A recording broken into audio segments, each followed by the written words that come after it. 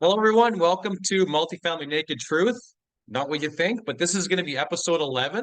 I have special guest Michael Ponte from Vancouver, British Columbia. Welcome to the show, Mike. How's it going, So, guys? The title "Naked Truth." I'm like, wait a minute, maybe I shouldn't be here. And I'm joking, of course. Great, it's truly great to be here, Cory. Thanks for the opportunity to share with your community. I appreciate that. yeah, and I've been meaning to connect with you for a very long time. We're obviously in similar spaces. We both, Hmm. specialize in multifamily, going Yeah, back, a long time, back to the rain days, back when they gave us these pins. You remember these God, pins? I haven't seen those in years. I don't know Yeah. where they are, but yeah, yeah, funny. Yeah, so I noticed you won quite a few rain awards back in the day. So that's when I first kind of became familiar with you. I think you were in some of those rain magazines, and then I couldn't help kind of creep in your profile back then, and I noticed that were you a bodybuilder at some point in your life? Did you Oh, you amateur really were bodybuilding? creeping out. You really were creeping out. Yes, yes. Many years ago, I competed as a bodybuilder, and it's kind of an interesting story. It was done accidentally because for me, it was about just all about getting healthier. That was the intent. Okay. And then just like anybody, we hire mentors and coaches to help us with real estate businesses and stuff like that. I hired a coach to help me with my physical business, right? And so she's like, you know what? You got to hold yourself accountable, son. And I'm like, okay, what does that mean? We're entering you into a bodybuilding competition. I'm like, oh my God, right? And so anyway, I did do that. It held me absolutely accountable, and it really, I did that for probably about 3 years. Did very, very well. Had a lot of fun with it. I still enjoy it. I still like training very, very much.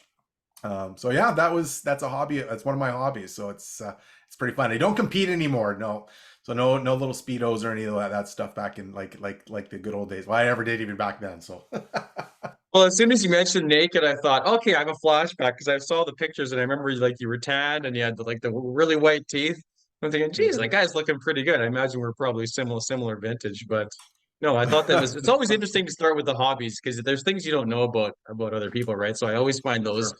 little tidbits interesting. Yeah, I haven't disclosed that to anybody, so you're the first one that's actually vocalized that. Thanks for that, Cory. Appreciate that. Now everyone's gonna be looking, so don't look. There you go. So Mike, tell us a little bit. We know that I know that you're Vancouver. Are you Vancouver born and raised? Kind of tell us a little bit about where you're from. Sure. Vancouver born and raised, so I've been here pretty much most of my life. My heritage is actually Portuguese. There's a lot of people know that about myself. My parents are immigrants from Portugal, and kind of grew up in a great family environment. And my whole first foray actually in real estate was actually my father, believe it or not. It was kind of an interesting one. And so for him, he owned 4 acres in an area where I live is in Langley. And it took years and years and years, and he actually got his property developed and with a major land development, and he retired from that at the age of I think 52. So that was kind of your first aha moment. You're like, wow, what the heck just happened there? And even though this was our family home, but he really instilled a lot of that earlier on in my life, before a lot of this stuff became visible, like on social media and all these events, and even just you and I talking like this right now. So that's kind of where it initially started. And then no different than yourself, Cory, is you take the time to kind of get educated. And back then, there wasn't really a lot of resources, and so No. kind of did a little bit of just close your eyes and just hope for the best, and made a lot of mistakes that came along with this. But at the end of the day, it was quite the learning experience. And I know we'll probably talk about raising capital again and stuff too, but there wasn't a lot of information. There wasn't how do you raise money? What do you do? What's a structure? And so you're trying to figure it out as you go along. And even myself, so one of the only groups that were kind of really in town where I'm based was RAIN and Real Estate Investment Yeah. Network. So I affiliated myself with Yeah. that. And yeah, just got a chance to connect with a lot of amazing people, and I've been able to build a pretty significant portfolio, and been doing this for now over 22 years. We got properties pretty much throughout the country. I don't have any properties in Ontario, but we got stuff in BC, Alberta, both in Calgary and Edmonton. We got stuff in Halifax, got stuff in New Brunswick as well. And so for me, been investing in multiple different markets, and I think the big thing for myself is I don't really tend to shy away from market to market. It's just about establishing your team. So I'm not needing to see my property in my backyard. It's about whatever makes most fundamental sense for what my investment goals and objectives are. And just kind of maybe premise a little bit about that. And I got started. Everybody has their own why. My why many years ago, which still is today, is to be able to spend more time with my family. That's the intent. It was time. Time was my why. Obviously, capital was able to help support that, so I can be here with my kids and my family. My kids are finished school now, but it was great to be able to drive them to school, pick them up from school, be able to take them to their games, all that kind of stuff like that, where I didn't have to kind of spend a lot of time and energy as at a job, right? So that's kind of the story. That's what I've done. And now at this point in time, it's just been doing this for so long. It's just enjoying the kind of the fruits of your labor. I'm still scaling, still growing businesses, but at the same time, I'm now trying to help support others that are just beginning in their investing journey as well. So, Well, that was a bigger answer than I was expecting, but it's fantastic because you segued into a lot of other avenues of questioning that I wanted to ask you specifically. You know, I've kind of been curious about, you know, what you've been doing for a long time, and you know, we have a lot of similarities, but we probably also have mm, a lot of differences. And you mm, know, one of the main ones that I can see is like you're not afraid to go into different niches, different no. markets. I know even like I started multifamily in Saskatoon, and then I became an expert in Edmonton. And then I moved back to Saskatoon with my knowledge of multifamily because I was single family in Saskatoon and it was Right. almost a disaster because I tried to replicate my systems there without, I didn't realize how hard it was just to move to a different niche. So just going to rewind a little bit here. So Portuguese background, I didn't know that. That's pretty good. Mm, I have a Brazilian girlfriend, so I'm actually learning cool. Portuguese right now. I want to go to Brazil and at least be able to communicate a little bit. So you said 22 years, so I'm guessing around 2001 is when you started. You know, you went to school, you got your degree in commerce, I believe. You know, you worked for did the corporate job for a while, and then you eventually decided, you know, I want to do my own thing. So, Mhm. you know, my first investment, I did a house hack in 2000, so I've been 23. I got 1 year on you, but I kind of stumbled into that accidentally. I was in my late 20s and nobody really owned houses back then. Like none of my No. friends did. Everybody rented. It wasn't like this automatic, you know, buying housing thing. It was like if you bought a house, it was unusual. It's not that we couldn't buy. It's just that people just didn't do it. Like it Didn't do it. wasn't as popular or I don't know what other word to say. It's almost like you're expected to do it back then. So a lot of things have changed in the last 20 years. Totally. I've done single family and multifamily as well as yourself. But yeah, it's I want to just ask you specifically about there's a ton of things I want to ask you, but I think I'll just focus on Edmonton. Edmonton was a market that you really, you know, Mm, jumped into probably in the mid 2000s when, you know, stuff was going really rising. I know you won the Milner Award at Rain for interprovincial investor. So investor who goes to different niches. So can you mhm. tell me about that? Why you decided to go to Edmonton and how it started and how the first, you know, kind of couple of years went? Yeah, it was an interesting one. And it actually started, my first investment property was in Edmonton. Oh wow. Okay. That's very different for a lot of people. And so I actually started my journey not investing in my own backyard. It was actually in Edmonton. And so when I started buying properties there, it really went back to uh, the understanding of what my objectives were at the very beginning. And for me, it was about cash flow, right? And so also at that time too, and for a lot of people that are maybe listening to this, is I also got in because I only had a certain amount of capital that was available to me as well. And so what I was able to afford here in Vancouver versus what I was able to buy in Edmonton were significantly different. At the same time, the properties that I'd be buying here that I would be able to afford was going to be a negative cash flow property, where in Edmonton, my first property was actually losing $40 a month. That was my first transaction. It was a townhouse. Okay. Bought it for like 80 grand, something like that. It was nothing, right? And so I was losing $40. But I was getting paid well in my job and from that perspective. And so with that being said, it was just like I kind of considered it as like, oh, it's just one lunch I just don't have per year. But my aha moment was actually when the following year rents went up, and it drastically went up very quickly, especially back in 2004, 2005. Like it just went Right. boom, right? Yeah. Almost double. And all of a sudden, it's just like really the light bulbs really came on, where it's just like, wait a minute, I've got a bunch of capital coming into my pocket every single month. If I do this two, three, four, five times over, I could be in a very good position. Now, I was also fortunate back in 2001, 2002, when I bought my personal residence. the values of our home were going up significantly as well. So I was able to tap a bunch of equity to repurpose that into the marketplace several times over. And so that was my first foray in this. And why I got into Edmonton was because of what my goals were. It was just about systemization and structuring it properly. And don't get me wrong, when I first set up shop there, it was brutal. How about that? You know, the management sucked. Fired my manager within 9 months. And there was a few other things that have happened too as well. And you know what, this is, you know, I don't know how long we got for a podcast, but you know, we had kind of the hoarders episode in one of my properties as well, which was an absolute disaster. But again, you learn from those experiences, right? And so for me, my strategy is as I shared with you earlier, is to get freedom of time, freedom of time, spend more time with my family. And so for me, it was all about cash flow. That was the most important part, is how do I offset my personal income to support the lifestyle that I'm striving for? Back then, even though price values were going up in Vancouver, they weren't at the levels that we saw in like 2010 and 2011, like those Yeah. double digit exponential increases, right? So yeah, I got into Edmonton because, you know, from an affordability perspective, number one is because of what capital I had available. Once I set up the system and structure, it's just rinse and repeat. And so for me, starting that early and saw some of the opportunity in acquiring those properties, you know, back then we did very well. Like, you know, you're buying properties and townhomes for, you know, back then and just in the residential space, you know, 100 grand.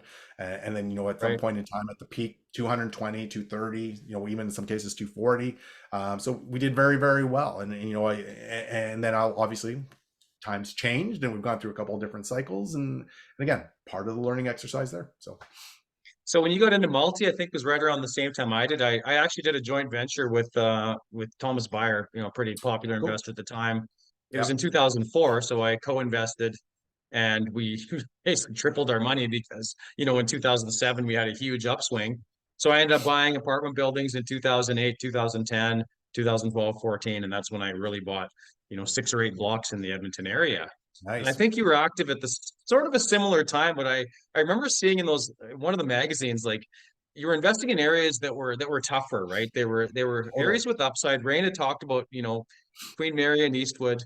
But man, somehow I would call you a survivor because you survived that. And a lot of investors didn't, because on my rain space, a lot of people were reaching out to me and saying, "Hey, Cory, like I bought something in Central McDougall, and now it's full of squatters, and I don't know what to do.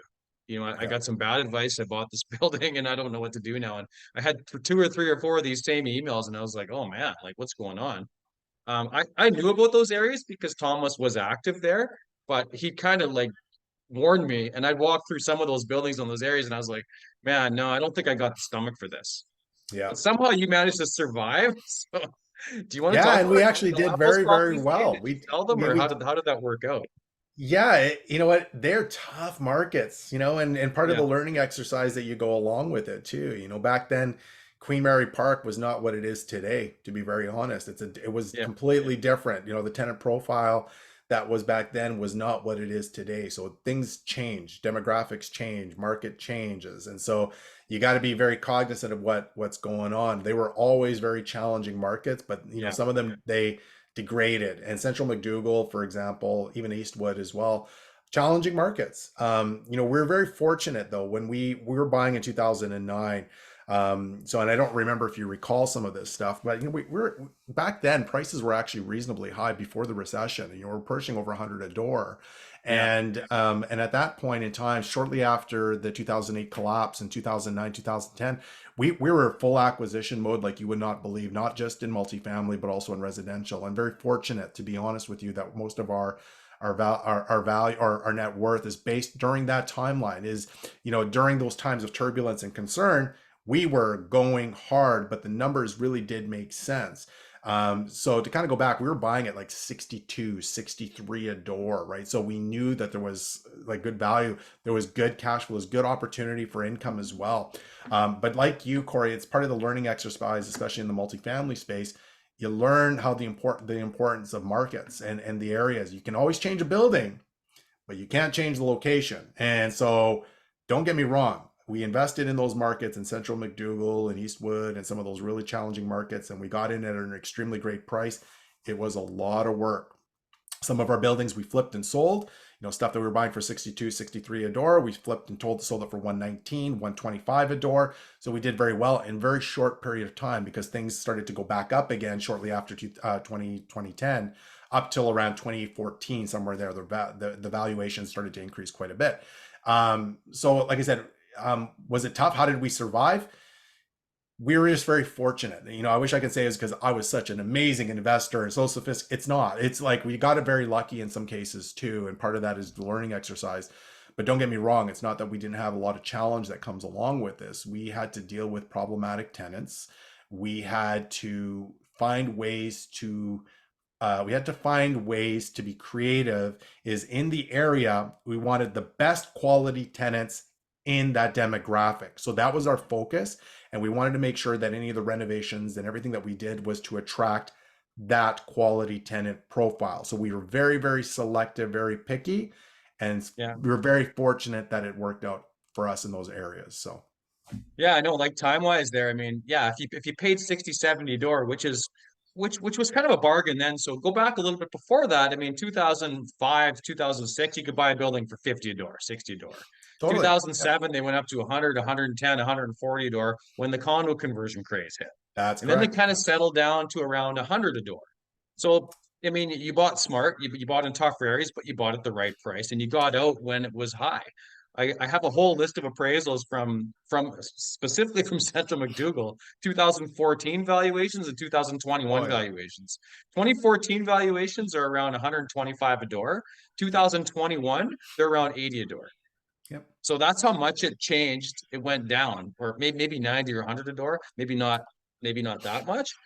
But a lot of people bought at that peak in 2014. Now, I was one of them. I bought a great mixed commercial building in Beaumont, which is still my flagship operation. So nice. Just because it was the peak of the Edmonton market doesn't necessarily mean you can't still get a good deal. I mean, you can find a good deal in any market. Yep. But for the most part, people that bought in 2014, probably your valuation was higher then than it is today in a lot of cases, because in Edmonton, our rent still haven't got back to 2014 levels. And you and I talked about this last week.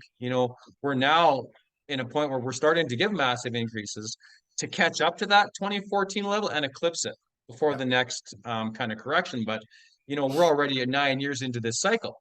So Alberta tends to go in these 10-year cycles, right? But then we go up and then down, up a little bit more, then down. Yep. So it's really interesting how that is played out. So it sounds like you sold most of those assets beforehand. I think I've got building on East.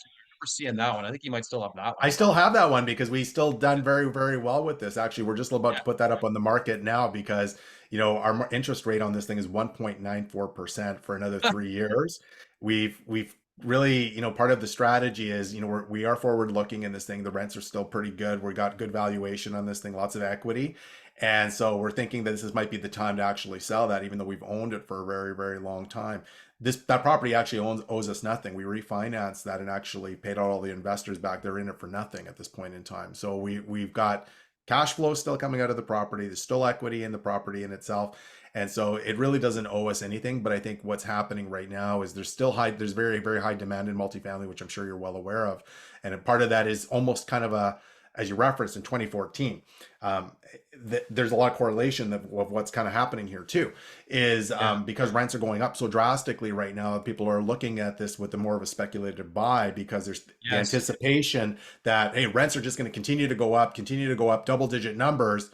And in a lot of cases back in 2014, unfortunately, for a lot of people that are getting into the multifamily space during that time, they were also sold that by, no offense to our realtors, but they were also sold a basket of goods in regards to, listen, if you buy it at this price, I know it's kind of at market price.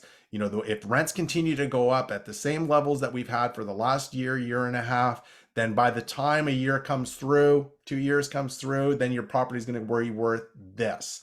And so I see a lot of correlation. This is why we talk about, talk to experience.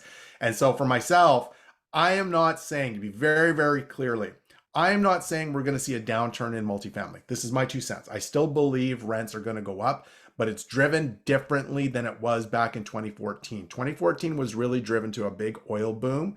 What we're Yeah, dealing with right now is significant migration, and we talked about this last week, yeah, Cory, based on affordability, and yeah, that's the biggest difference. And so for everybody that's listening, it is different. It is different. But again, you got to be very cautious still, and not and be cautious in regards to playing speculation that rents will continue at the levels that they will be. So that's my big caveat for everybody is be aware, be cautious, try to make sure you're trying to find money in the buy.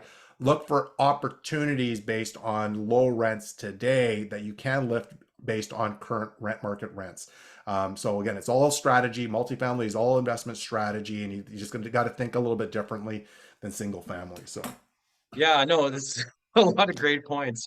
Now, in my view, there's two things right now that are hamstringing, that are working against buyers and sellers right now, and why multifamily valuations may be down a little bit or going down. And the rents are going up great, but what we didn't have in 2014 and we have today is runaway expenses. And I totally. call it runaway expenses because I just did a video last week. Braden Equities, I just emailed it out. You know, expenses have gone from 5,700 a unit to 6,700 a unit in a few years. So that means if your rents haven't moved, your building has gone down in value if you do the Totally. capitalization rate formula. Now, not technically, but a realtor pro forma, they're not going to use the real expenses of the property manager. They're still going to use their same ones. And for the most part, mortgage brokers will too, because they want to get you the loan. So it's Mhm. really up to you to decide what you're willing to pay, but based on what the expenses are and the trajectory.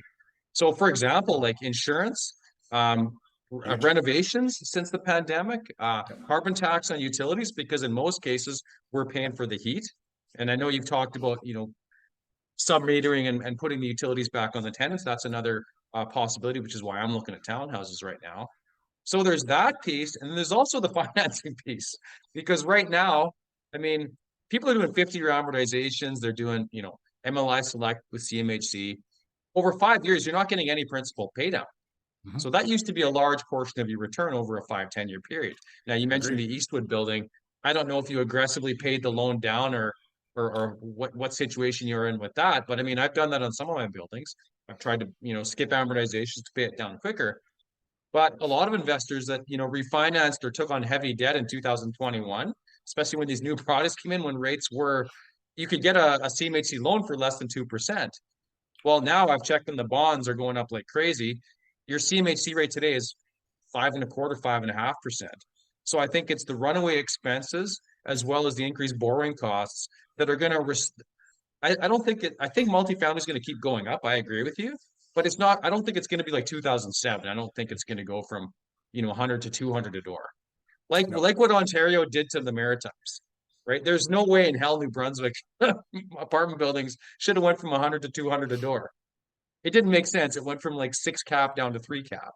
Well, that Yep. happens in Vancouver, not in New Brunswick, right? Same Not in New thing, Brunswick. I agree with that right? 100%. One of the reasons why we sold some of our buildings out there too, because it's just like, how can this be at 3% cap or 4% cap in New Brunswick when in Vancouver, those are Vancouver numbers, right? So again, Well, I when those didn't know things you start, owned out there too. That's cool. I do, yeah, and we bought exactly that. So we were buying at about 6.5 cap, 7 cap. We increased our valuations on these things, no different than what than our strategy was. We just raised rents. We bought a property, and I think I've shared this lots of times in different podcasts and stuff. But we bought a property there for like $900,000 for a 12-unit apartment building. All we did was raise rents. Okay. That's it. We did no renovations, zero, nada, zippo. Okay. All we did was raise rents to where the market needed to be. And within 6 months, we sold it for $1.5 million. So we made almost 500, it was roughly $550,000, $600,000 just by doing that strategy. But part of it is we bought well, but the second part to that was that the rents were going to levels that were just, again, for that type of market, it was concerning because people were raising a bunch of red flags that, hey, the demand, I mean, people raising red flags, rent control, rent control, rent control. Shortly after we sold it, rent control, right? Yeah. And so you got to be really careful with that part too. But I agree with you. Expenses are through the roof. We've never seen insurance costs like we have seen so far, and you got to be really, really careful. The biggest thing that you're looking at is you may look at a cap rate right now in Alberta and Edmonton specifically. I think you're about 5.5, not even 5.5, 5.25, 5%, maybe even a little bit lower than that, 4.75. And in normal times, it's kind of, I always call that break even. But now with the way interest rates are today, very, very difficult to get any cash flow at this point in time. So really, really important to buy well and to buy right. And it's very, very challenging right now because the demand is so bloody high. And so you got to be really, really careful what you're buying. Don't buy multifamily because of an ego. It's about buying multifamily because it makes sense to your investment goals. And be careful with buying in speculation, because Cory, you've been there and done that, and we've done this a few times over. Speculation will kill you. When the market changes, boy, that's not a very fun place to play. It can be very, very challenging, right? So Yeah, no, some fantastic points. And what I've have seen that stings, and especially newbie investors the most, is they'll pull up MLS and they'll look anywhere in the country where there's a building and they'll throw a dart at a dartboard, right? Okay, Brooks, Alberta, I want to buy something there. yeah, Or Dauphin, Manitoba. And they end up buying in all these Rocky Mountain different areas when they're living in Ontario and stuff. Now, I've seen people just absolutely skinned like that. But you've now managed to do this successfully in more than one market because you're in Edmonton and now you were also in the Maritimes. So I got to ask you specifically, investor to investor. That's something that, based on what I just told you about Saskatoon, a market that I thought I knew well, and I just kind of let my property manager do his thing. And I realized after 6 months, I basically had to fire everybody that I had there and start from scratch. It yeah. took me years to finally build a quality team to start finally getting some upside.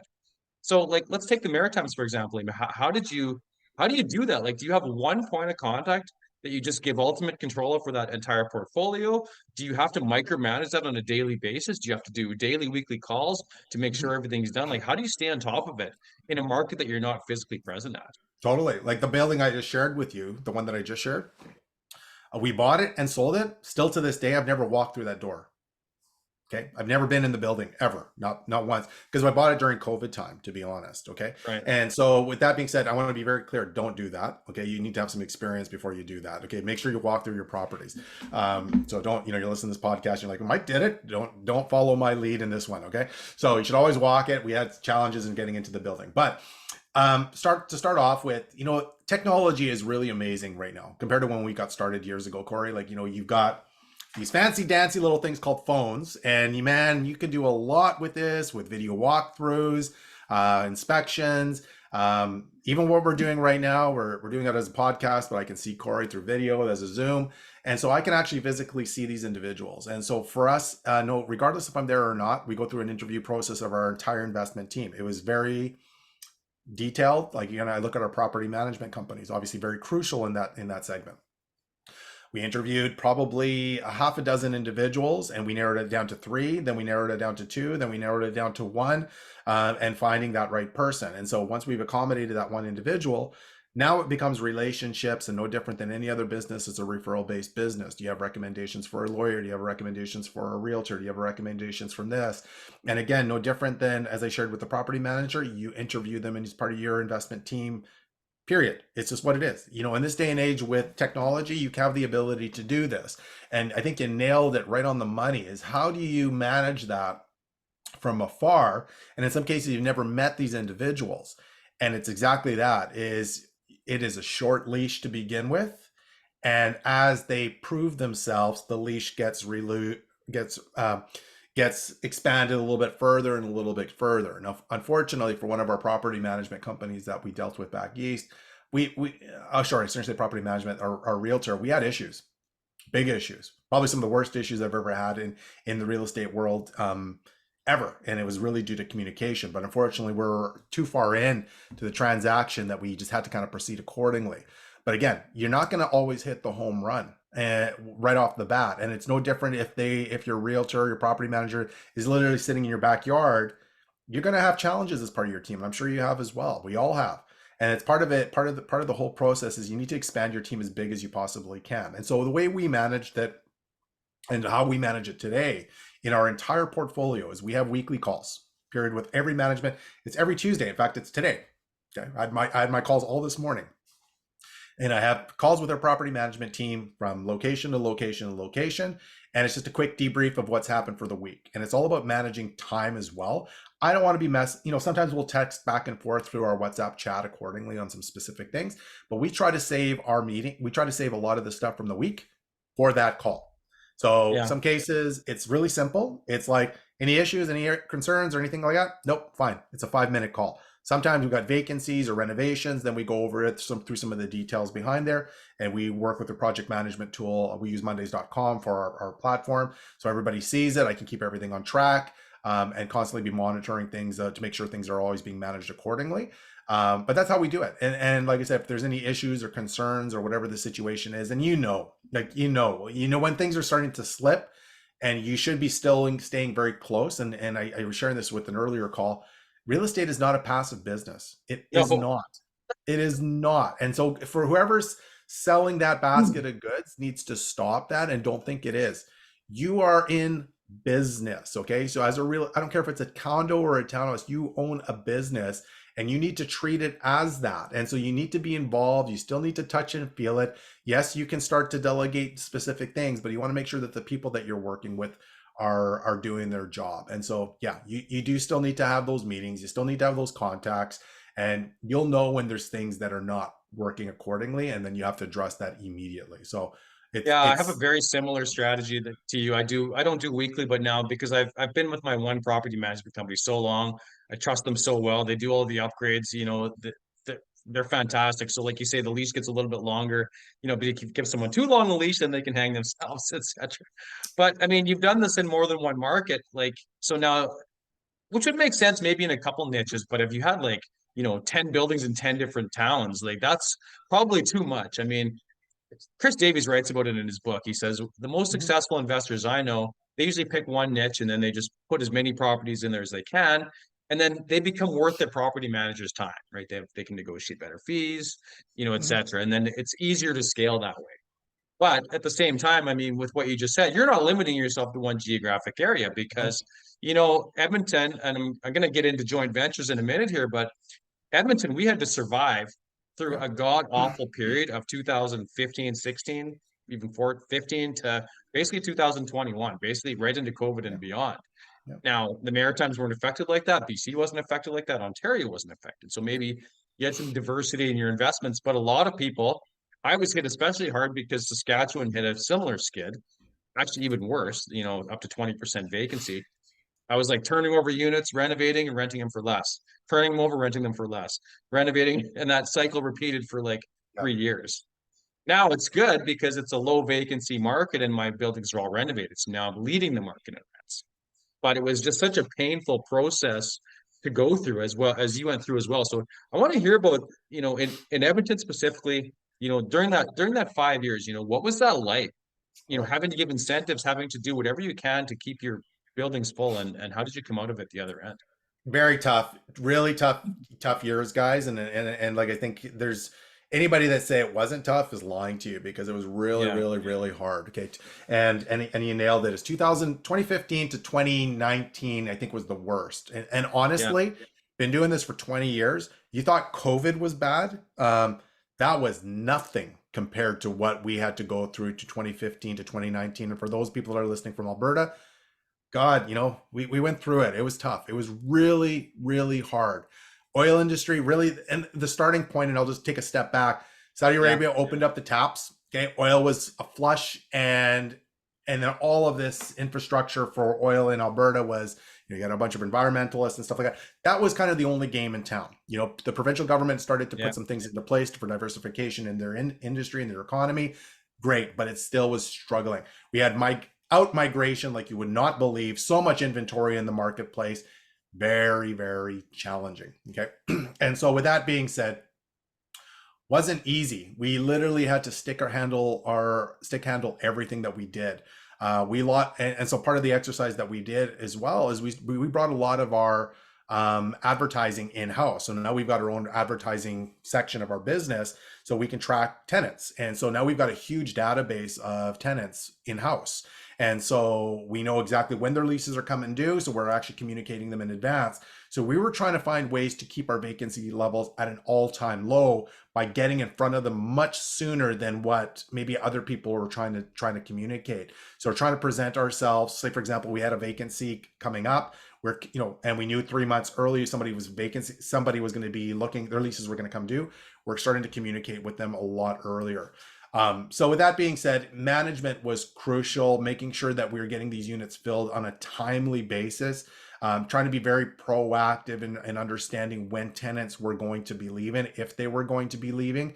And the biggest focus, more than anything, was keeping the existing tenants in place, just holding the fort to the best of our abilities. Because if we knew that we had to reduce it, we did it, right? And some of the small little things that I did is I try to reduce, instead of avoiding a rent reduction, we were doing some creative things in regards to, maybe it's a grocery gift card. The one that worked a lot for everybody, and you guys can take advantage of this, is during times of challenge, we actually give gift cards for like a TV, a big TV, right? A 42-inch or a 50-inch TV or whatever it is.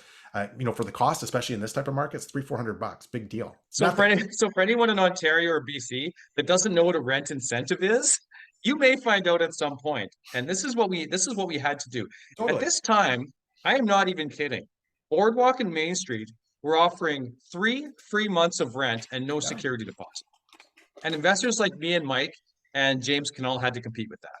Yeah. So James is basically saying he had a conversation with his JV partners saying, we had planned a best case, an average, and a worst case scenario.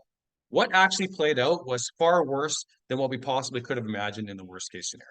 Yeah, it was bad. Right. And that's exactly what happened. And my property manager, I remember him coming to me and saying, we have to reduce the rents. There was a rent strike. They all signed a paper, give us a rent reduction or we're leaving. And I said, no, absolutely no way in hell, because I was trying to sell my building at the time.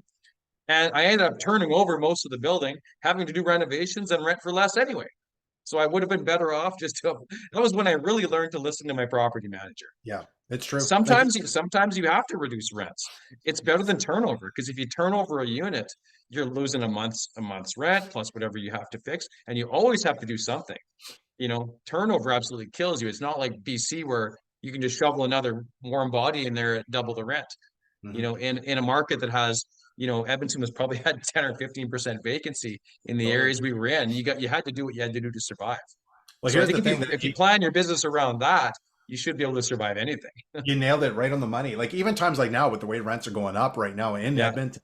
Okay. So, we've had a lot of discussions with our property management companies. And so here we are. I know I can get higher rent from our existing tenant base, but I know that there's always expenses that come along with turnover. Always. There's not one time fresh coat of paint or whatever.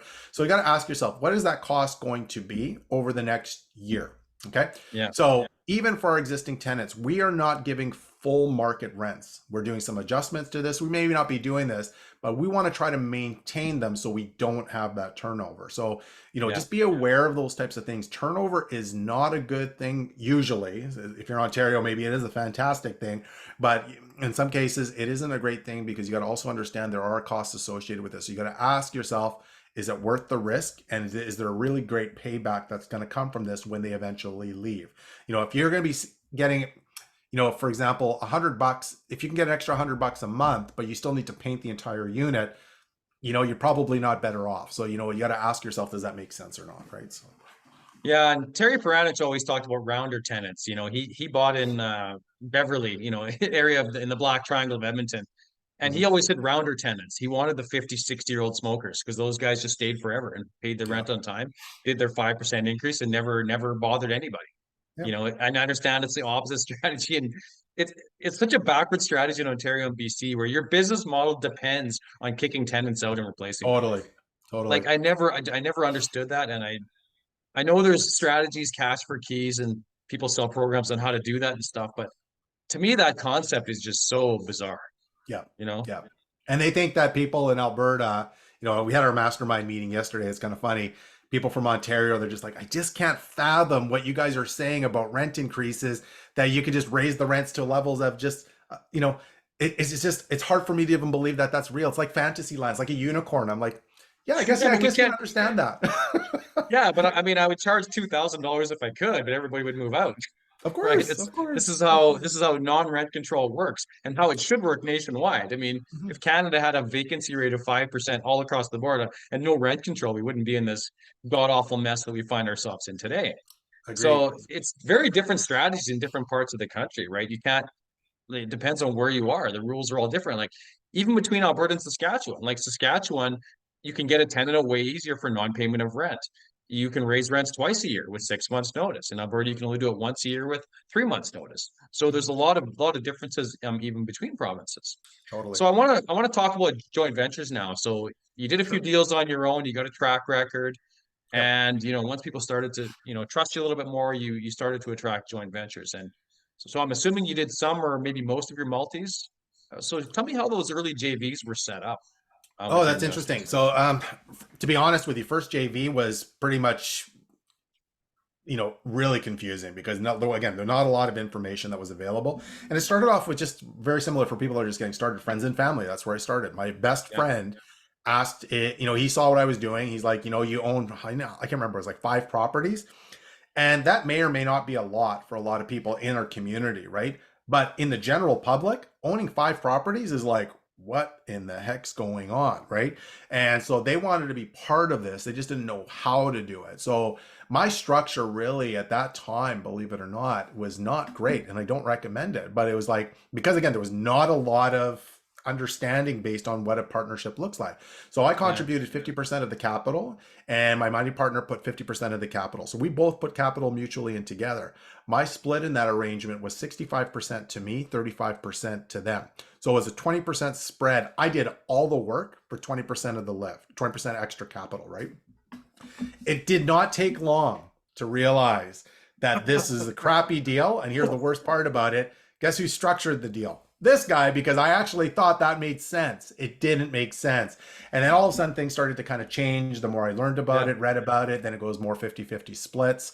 And that was kind of another thing that was also discussed on the cash flow and all that stuff. So that was kind of my journey into it. And then what happened is it just kind of grew into a business in itself. And again, when I started investing in real estate, I had no intention of actually this being a business. I had no intention of me talking to you, Cory, today. Like I had no intention Yeah. of any of that. All I had the intention was I wanted to get better returns on my capital than I was getting in from my mutual fund stocks. No offense to my stockbrokers or mutual fund advisors, but I just wasn't happy with it. And maybe it's just my person that I was dealing with. But that was the intent. But when I started bringing in money partners into this thing, and it was friends and it was family, now I saw opportunity because now cash flow is kind of coming in. There's all this stuff kind of starting to kind of facilitate.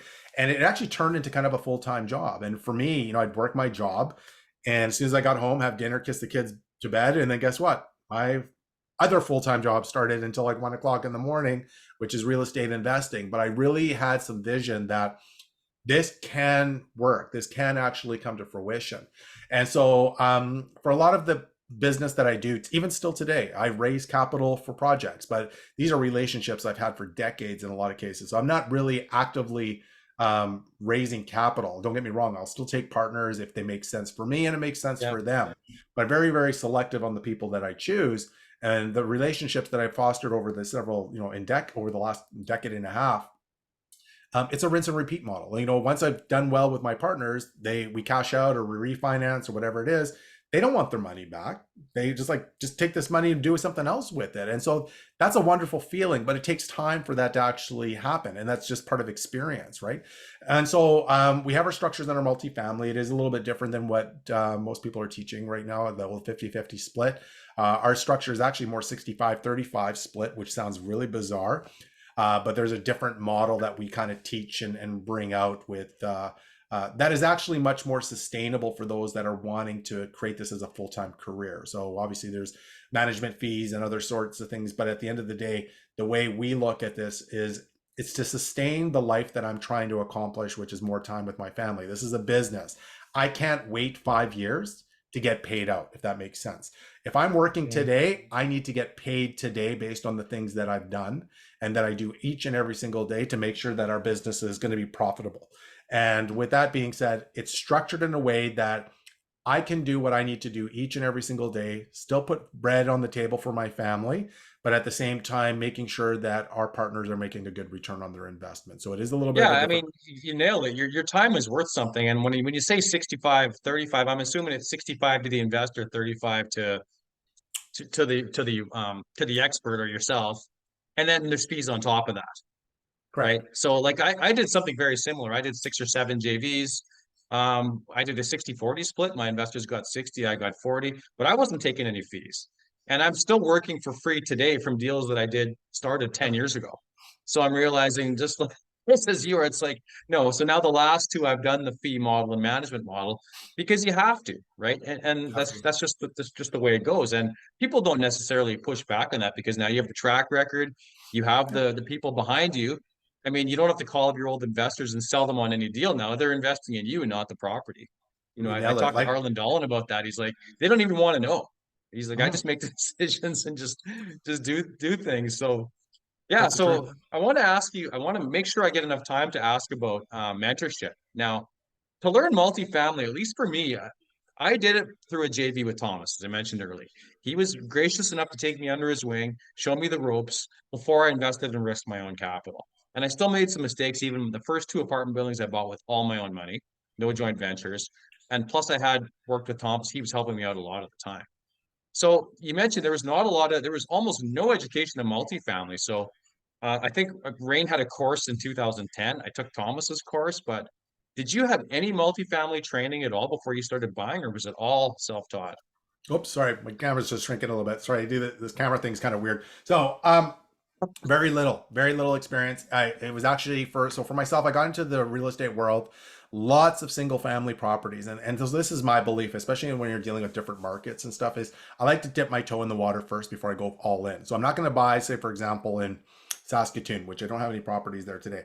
Am I going to buy a 100-unit apartment building in Saskatoon? No, I won't. Especially if it's a brand new market, new team, all of that stuff. I'll dip my toe in the water where, small properties, smaller mistakes, right? They tend to happen. Bigger properties, bigger mistakes can actually come, and bigger expenses and bigger Yeah. mistakes can happen. So I always like to dip my toe in the water in that situation. So for me, getting into multifamily started off with fourplexes, suited homes, but that wasn't true multifamily, you're well aware, right? But I wanted to understand the management side, how it works, all the challenges that comes with tenants and everything like that by having several different people living under an umbrella. So I got into that space first. And then when I went to the multifamily space, I was learning. It was like, okay, and you had to read some books. I actually did. I think you and I probably were maybe in the same class at Rain as well. I took down a ton of notes, a lot of information. And I think when I had kind of a reasonable, and again, probably not still, it was probably still very weak education at that point in time. I had a reasonable idea of what multifamily was. Then I went in. And honestly, it wasn't enough because I didn't really understand the world of multifamily and how it needed to be evaluated, how valuations worked when you bought it. I bought it. I looked at it from a cash flow perspective, very similar as I did with single family. My first transaction went okay, but what I was asking for capital from my money partners was not enough.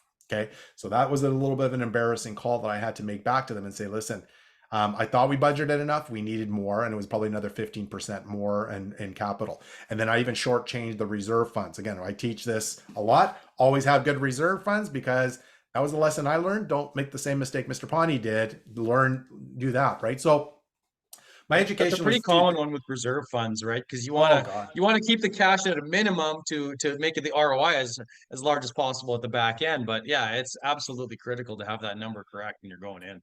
Yeah, like it's like I said back then there was not a lot of information. Read a couple Right. books. I wish I could tell you what the books were. I don't even remember. I'm sure I've got them in the house somewhere. And then at the same time, I took a course. I think it was held by Rain, but even that still didn't fulfill everything that I needed to learn. And really, the true learning was the School of Hard Knocks, and that was kind of part of our generation, Cory. And it makes me sound really old, but that's the truth. Is there was not a lot of this stuff that's available today back then. And so we learn from mistakes, we learn from experience, and a lot of the things that we are sharing is based on a lot of experience. And again, those mistakes we're trying to replicate, we're trying to communicate that to the new generation that's trying to get into the space as well. So I want to segue into the Savvy Group. You got a very large and growing educational platform. You got a great Facebook Yep. page, ton of like Thanks. free resources to investors who want to get in and learn this multifamily. So how much of this, I mean, did this stem from the desire to give back because of the struggles that you had and there wasn't that help available at the time? Or was it just a natural fit? I mean, do you just like to teach people? Yeah, it's kind of a combination of two things. So it's kind of interesting is I've always taught. So for probably about 15 years, I've been teaching people how to invest in single family homes for several Okay. years. And actually, when COVID hit, or just before it hit, we were doing kind of like monthly meetings here in BC in the Lower Mainland, and we had about 30 to 40 people. Then COVID hit, and then things just went crazy. And so, with that being said, we thought, okay, we'll set up a Facebook group just to see how it, just to still keep people connected. And it wasn't really from any monetization, as it was more about education, sharing. It's a community to talk about the good, the bad, the uglies of our business, make contacts, make connections, maybe meet up some partnerships. And that was really an intent. And then so when we created the Savvy Investor group, our Facebook group during COVID, it just kind of blew up, because the intent for Savvy was about a community of sharing, not being pitch deals or sharing deals. Yeah. And how many things I delete on a daily basis, people trying to pitch their wares. That's not what our group's about. It's about education, support, helping each other, making contact, sharing resources. And that's really what the intent was for Savvy Investor. And truthfully, it is a way to give back. Like, part of this is, I wish I had a lot of that knowledge that I had, that I can share back then, because then I would have avoided a lot of mistakes that were very expensive, very, very expensive mistakes, tens of thousands of dollars. And if I had some key little nuggets that maybe been able to help support me, that would have been very beneficial for me. But that's what I'm trying to give back, is if there's a way we can all, I honestly believe that as people that are been doing this a long time, we do need to provide that same knowledge back to our community to help support them. And like I said, that we teach, so I'm not gonna lie, we do teach people and all that stuff. But the Savvy Investor community is a community of investors all helping to support each other, answer questions, and it's about providing a platform where everybody can just expand each other's knowledges and just look for the support that they need during a challenging time or any issues that they're dealing with. So Yeah, I'm gonna be sure I throw a link in there in the comments when I do the video, when I put this on YouTube. But yeah, it's fantastic. I mean, I started my 6 pillar program after you did. I mean, I did it 2021 was the first version, and then 2022 is when I really rolled it out, and I got like probably 60 or 70 students going through it. awesome. Mine was very similar to yours. I have a Facebook group that's it's just based on positivity and everybody sharing experiences. I was big on case studies. I was big on sharing my own case studies, because I think I'm up to 13 apartment buildings now, and every single Awesome. buy was unique. So I had a story behind every one. A lot of the things I really emphasized on, especially the gotchas, the things that you need to Yeah, do, like simple things one example is like, get a quote for everything. Even your lender's lawyer, right? Sometimes it's totally. just a given. They're not going to give you a quote. Get a quote for everything, because it's very hard to go back after the fact. I had a lender lawyer, my own bank lawyer charged me like 15 grand on a transaction. My own lawyer only charged me 5 grand to do the deal. And it was after the fact, there was little I could do. So after that was a very expensive lesson of just demanding those things. I have a whole checklist, due diligence checklist now, right? So Yeah, one example. So no, that's fantastic. I really like your group. I've started following it now. I've thank started you. watching some of the stuff, and we did the show a couple weeks ago Yeah, there. That's really popular when you get these panels of experts, because there's not a lot of guys like you and I that have 20 years experience that are teaching this, that we've totally. gone through these cycles. And I don't want to say skinned alive, but I mean, The I talk to hair's a little guys on a grayer. regular That's all. Just the basis. hair's a little bit Yeah, grayer. That's well, all, right? So, talk to guys that have, are in their 70s, and they've gone through like 5 cycles like this, and they yeah, just say, yeah, this is the way it is. And so I'm always picking up new things. So we're really excited. I want to talk about the summit. We're running out of yeah, time. We're almost at the hour here, but cool. Summit, Resilient Summit 2023. So sequel of last year. We got some fantastic momentum on this. We're really excited to have you on there Thank you. to talk about joint ventures and raising capital. So Hmm. you want to just give us a little bit of a brief intro on what you're going to be talking about specifically on the summit when it comes to joint ventures, and what we have to know, especially today going forward with these kind of deals.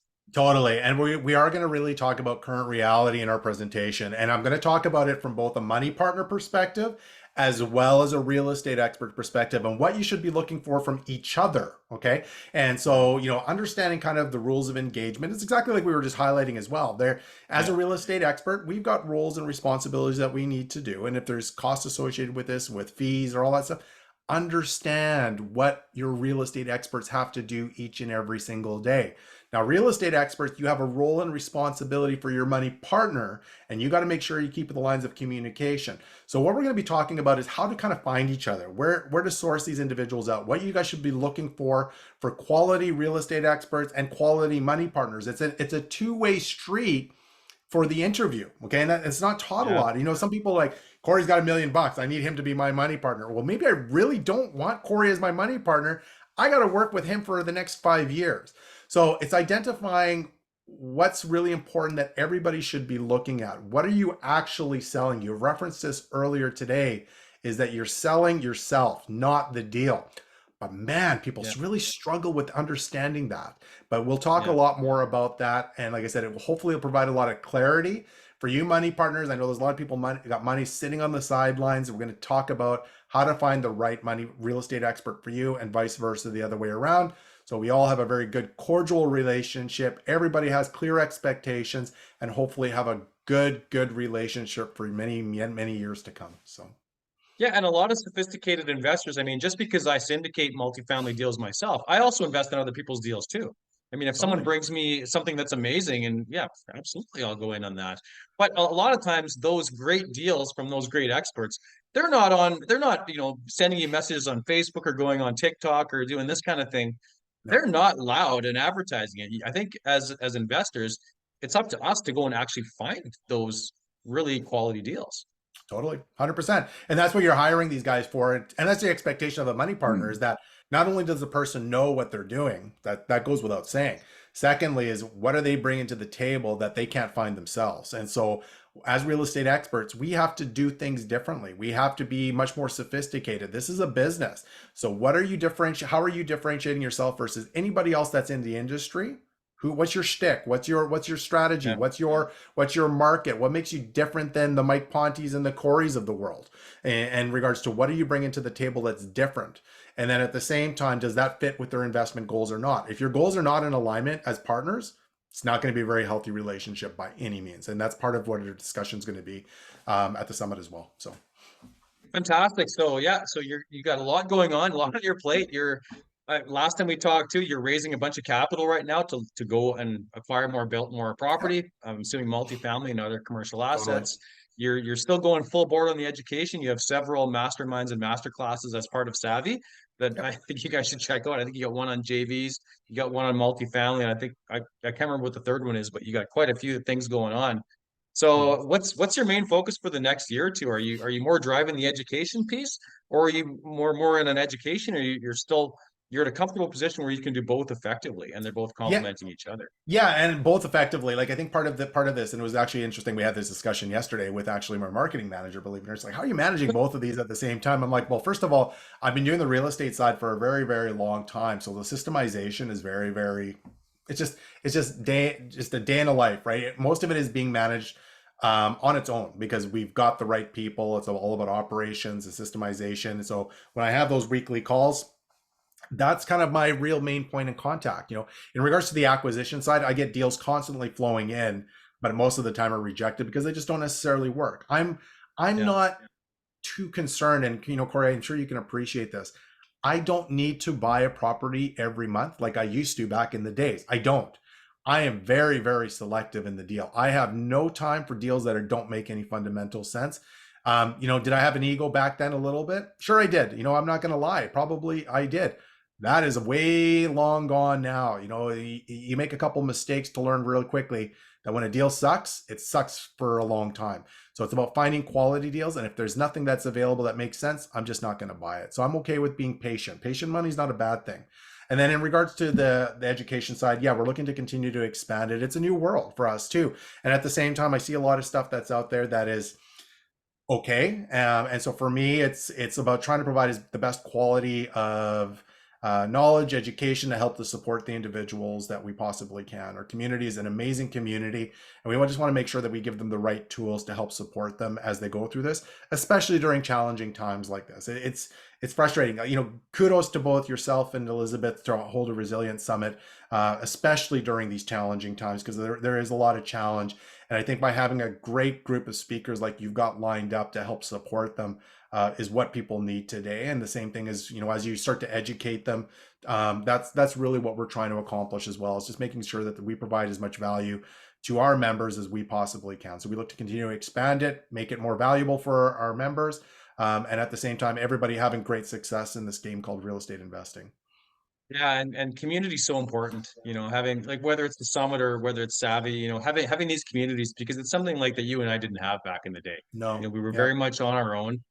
Now there are these fantastic groups that you can get together and like I mean they're not all created equally, right? Some of them haven't been around that long and you know maybe have different motivations, but you know that's the best advice I can close this on is just to latch on to the right Yeah. you follow people who are doing what you want to do, right? And latch onto the right group, the people that are going to raise you up, you know, and make you better, right? I mean, I'm continuously learning. Like I ran into problems on a few of my buildings a couple years ago. I reached out to people who had more experience than I did.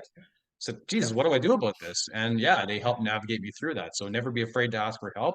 And community is where you find those things. So yeah, Mike, I want to thank you again for this great My interview. pleasure. It was a sophisticated one, probably higher level than most of my other ones, but that's good. It's good for my audience. And yeah, I know they're going to love this one. And again, I want to thank you for your time. And I'm really looking forward to the summit on the 14th. No, my pleasure. Thanks for the opportunity to share. And again, hopefully we'll see everybody at the summit. Make sure you stop by the Savvy Investor booth. We'd love to say hi to you guys as well and make contact. So thanks again for the opportunity, Cory. Awesome. Yeah, thank you.